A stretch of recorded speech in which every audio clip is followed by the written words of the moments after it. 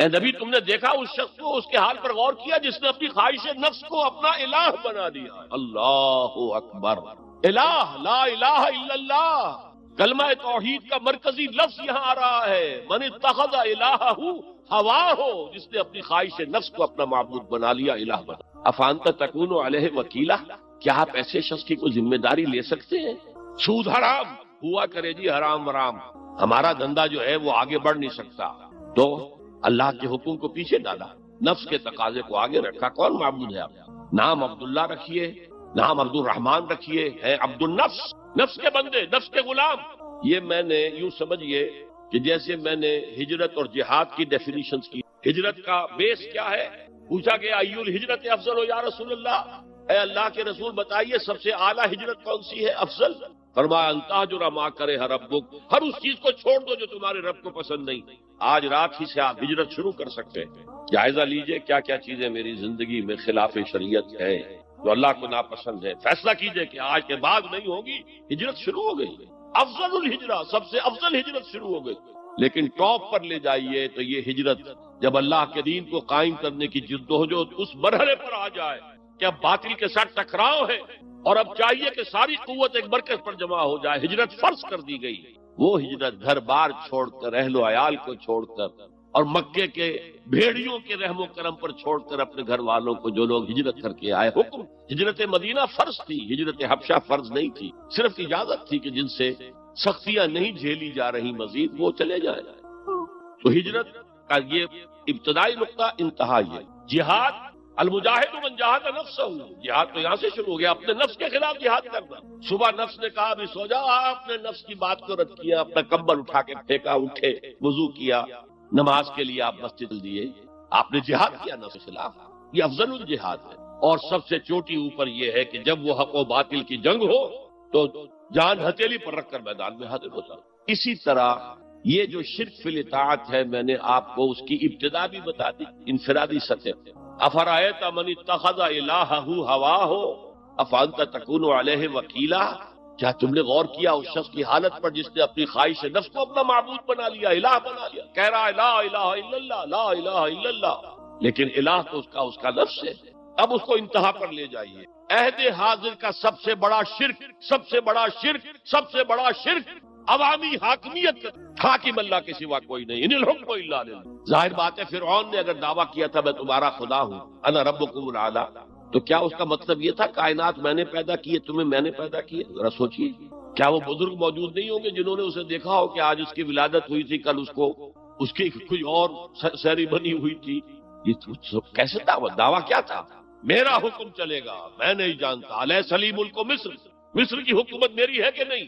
یہ دعویٰ تھا، یہ خدائی کا دعویٰ۔ کسی زمانے میں وہ فرد تھے، نمرود ہوتے، نماردہ، فراعنہ، جمال عبد الناصر نے نعرہ لگایا تھا نحن ابناء الفراعنہ، بڑے فخر کے ساتھ ہم فرعونوں کی اولاد، اور صدام نے لگایا تھا نعرہ نحن ابناء النماردہ، ہم نمرودوں کی اولاد۔ عراق کے بادشاہوں کا لقب نمرود تھا اور مصر کے بادشاہ فراعنہ تھے، فرعون تھے۔ زمانے کا جب ارتقاء ہوا ہے اور اس میں فیصلہ کن کام جو ہے وہ حضور نے صلی اللہ علیہ وسلم، جب حضور کی حیات طیبہ کے بعد خلافت انفرادی سے اجتماعی ہو گئی، جب تک نبوت جاری تھی نبی ہی خلیفہ ہوتا، اس کی ہاٹ لائن اللہ کے ساتھ وحی کی لگی ہوئی ہے، ادھر سے حکم آتا ہے وہ امپلیمنٹ کرتا ہے، جہاں اس کا حکم نہیں ہے وہ اپنا بیسٹ ججمنٹ استعمال کر کے فیصلہ کرتا ہے۔ یہی ہے وائس جرنسی، یہی ہے خلافت، ایسنس آف خلافت یہی ہے۔ جیسے وائس رائے دلی میں ہوتا تھا، ہمارا بادشاہ یا ملکہ تو انگلستان میں ہوتا تھا، اب جو ہز میجسٹیز گورنمنٹ یا ہر میجسٹیز گورنمنٹ سے حکم آیا، وائس رائے اس میں کوئی تغیر و تبدل نہیں کر سکتا، he has to implement it as such. جہاں کوئی حکم نہیں ہے تو وہ مقام پر بیٹھا ہے، آن دی اسپاٹ ہے، حالات کو دیکھے اور جو مملکت اور کنگڈم کی مصلحت میں سب سے بہتر نظر آئے وہ فیصلہ کر لے۔ لیکن حضور پر نبوت ختم تو خلافت کلیکٹیو ہو گئی، خلافت المسلمین، اگرچہ شروع میں امیر المومنین کہا جاتا تھا، کچھ عرصے کے بعد خلیفت المسلمین یہ اصطلاح جو ہے وہ عام۔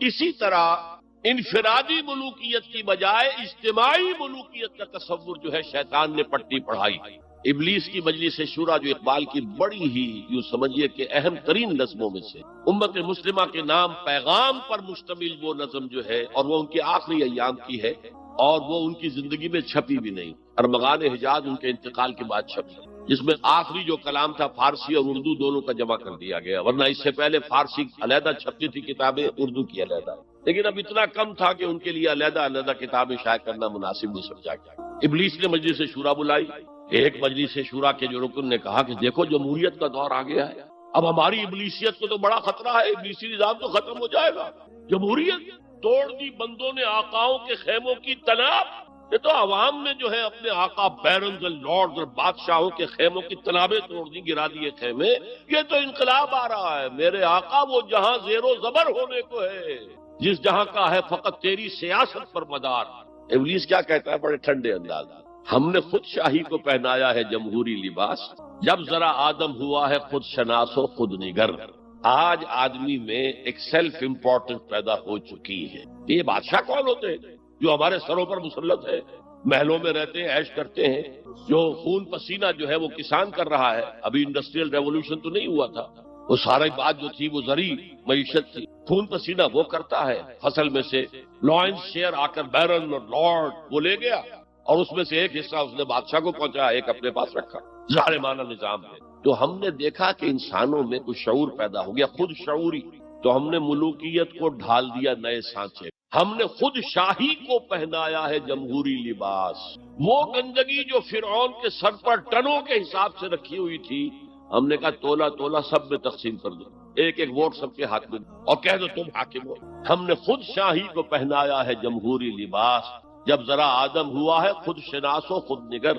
تو نے کیا دیکھا نہیں مغرب کا جمہوری نظام، چہرہ روشن اندرون چنگیز سے تاریک تر، it is the dictatorship of the capitalist, جسے جمہوریت کا نام دیا جا رہا ہے، کھیل ہے، تماشا ہے۔ تو آج کی دنیا کا سب سے بڑا شرک، سب سے بڑا شرک، اسے کوئی جانتا ہی نہیں، وہ شرک فی العقیدہ ان کو معلوم ہے، اور اس کے اوپر فتوے بھی وہ لگا دیں گے۔ کوئی قبر کے سامنے کھڑے ہو کر کوئی دعا کر رہا ہے، کسی کو رکوع کر لیا، کسی نے سجدہ کر لیا، تو خیر ٹھیک ہے، وہ تو ایک شرک جلی ہو رہا ہے، وہ تو معلوم ہے اس کی نفی ہو رہی ہے، لیکن یہ وہ تھے شرک جو پہلے تھے۔ آج کا شرک بالکل اور ہے۔ آج کا شرک دو میں گنوا دیتا ہوں آپ کو، ایک ہے عوامی حاکمیت کا تصور، ایک ہے مادہ پرستی کا تصور۔ مادے پر سارا توکل اور اعتماد ہے، اللہ پر کہاں توکل رہا، کہاں اعتماد رہا۔ میٹیریلزم یہ ایک مذہب ہے، یہ ایک فلسفہ ہے۔ بہرحال اطاعت کے ضمن میں شرک فی الاطاعت کیا ہے؟ انفرادی سطح پر نفس پرستی، نفس کو اپنا معبود بنا لینا، اجتماعی سطح پر عوام کی حاکمیت، بدترین شرک۔ اب آئیے محبت، شرک فی المحبت کیا ہے؟ اگر کسی بھی شے اور کسی بھی انسان کی محبت اللہ کی محبت سے بڑھ جانا تو دور کی بات ہے، برابر بھی آ کر ہم نشین ہو گئی، بیٹھ گئی، تو یہ شرک ہے۔ والذین آمنوا اشد حبا للہ، جب تک اشد محبت آپ میں اللہ کی نہیں ہوگی، اگر کوئی اور شے محبوب ہے تو من الناس من یتخذ من دون اللہ اندادا یحبونہم کحب، لوگوں میں سے ایسے بھی ہیں جنہوں نے اللہ کو چھوڑ کر کسی اور چیزوں کو مد مقابل بنا لیا ہے، ان سے وہ محبت کرتے ہیں جو اللہ سے کرنی چاہیے۔ توحید کا تقاضا ہے لا محبوب الا اللہ، لا مطلوب الا اللہ، لا مقصود الا اللہ، مقصود و مطلوب اور محبوب حقیقی اللہ کے سوا کوئی۔ اور وہ آیت میں آپ کو سنا چکا ہوں، سورہ توبہ کی آیت نمبر 24، انتہائی لرزا دینے والی آیت۔ قل ان کان آباؤکم وابناؤکم واخوانکم وازواجکم وعشیرتکم واموال اقترفتموها وتجارۃ تخشون کسادها ومساکن ترضونها احب الیکم من اللہ ورسولہ وجہاد فی سبیلہ فتربصوا حتی یاتی اللہ بامرہ واللہ لا یہدی القوم الفاسقین۔ اے نبی ان کے کان کھول دیجئے، اچھی طرح سنا دیجئے کہ اے لوگو، اے ایمان کے دعوے دارو، اگر تمہیں اپنے باپ، اپنے بیٹے، اپنے بھائی، اپنی بیویاں یا بیویوں کے لیے شوہر اور اپنے رشتہ دار اور اپنے وہ مال جو بڑی محنت سے کما کر کھتے بھرے ہوئے ہیں اور اپنی وہ تجارت جس کی کساد بازاری کا تمہیں اندیشہ رہتا ہے مندہ نہ ہو جائے، اور اپنے وہ محل، اپنی حویلیاں جو تم نے تعمیر کی ہیں اور بہت تمہیں محبوب ہیں، انہیں خوب فرنش کیا ہے، اگر یہ 8 چیزیں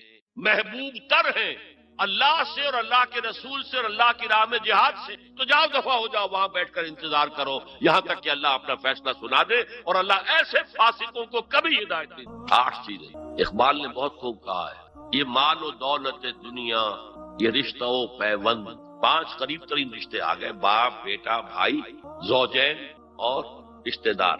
رشتہ و پیوند یہ جوڑنے والا، اور مال و دولت دنیا کی 3 شکلیں آ گئی۔ دولت جو آپ اپنی بیلنس شیٹ کو دیکھ دیکھ کر آپ اس پہ خوش ہوتے ہیں، اب ہمارے ایسٹس کی یہ قیمت ہو گئی ہے، اور وہ مکانات جو آپ نے بنائے ہیں بڑے محبوب ہیں، اور ایسے بنائے ہیں، قرآن مجید میں آتا ہے لعلکم تخلدون، ایسے بنا رہے ہیں جس تمہیں ہمیشہ رہنا ان مکانوں کے، اور وہ کاروبار جن میں تمہیں اندیشہ رہتا ہے کہ کہیں کساد نہ ہو جائے، کوئی ڈپریشن نہ آ جائے۔